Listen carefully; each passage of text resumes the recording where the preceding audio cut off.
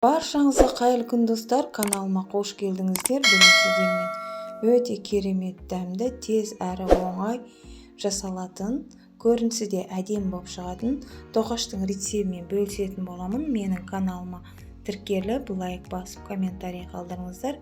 Видеоның соңына дейін қарап, қоңырауша белгісін баса кетіңіз. Алдын ала құрғақ ыдысымызға 2 стакан, яғни суымызды құямыз. Су жылы болу керек міндетті түрде.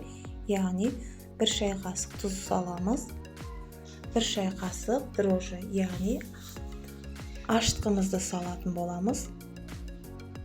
Осылайша алдын ала жұмыртқа салдым. 1 жұмыртқа, ол видеода көрінбей қалыпты. Міндетті түрде 1 жұмыртқа салып, 1 ас қасық майонезін салып, барлығын жақсылап араластыратын боламыз.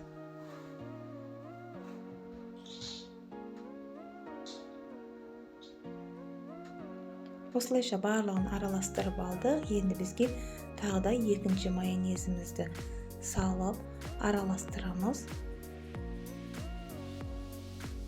Енді бізге керекті заттар, яғни 2 ас қасық қант саламыз.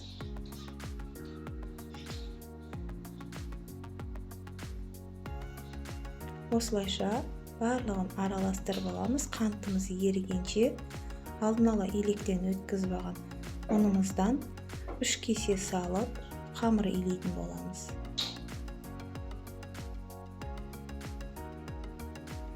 Осылайша қолымызбен қамыр илеп аламыз.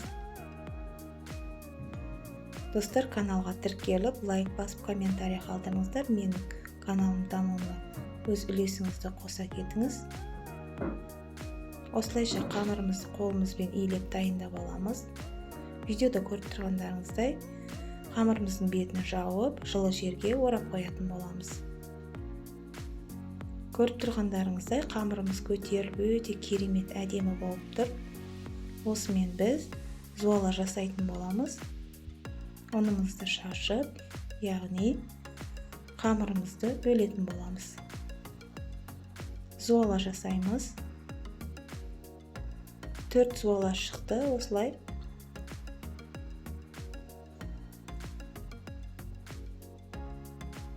Енді бізге бетін жауып қою керек. Қамырымыз кішкене көтерілуін күтеміз. Қамырымыз көтерілген соң 1 зуаласын алып, оқтаудың көмегімен осылай жаятын боламыз. Осылайша жайып алып, яғни бокалымызбен, яғни осылайша қатты басып, думалақ жасап шығамыз.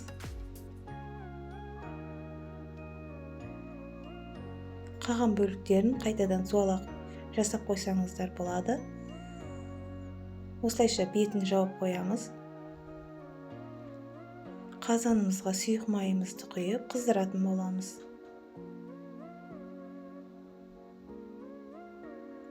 Қызған майымыз қызып болған соң, жаңағы дайындап қойған тоқаштарымызды, бауырсағымызды, яғни салатын боламыз.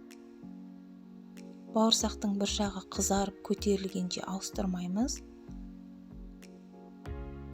Осылайша бір жағын қызартып алғанша ауыстырмай пісіріп алатын боламыз.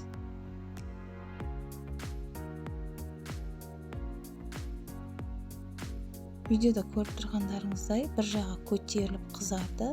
Енді ауыстырамыз. Осылайша дәл осы рецептпен жасап көрсеңіз, өте дәмі керемет әдемі болып шығады. Қайталап жасағыңыз келіп отырады. Міндетті түрде жасап көруге кеңес беремін.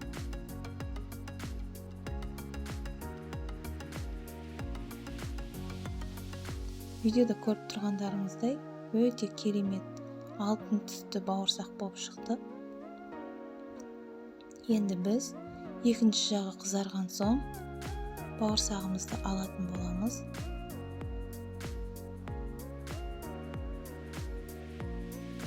Майымыз да тынық болып шығады. Өте әдемі бауырсақ болып шықты.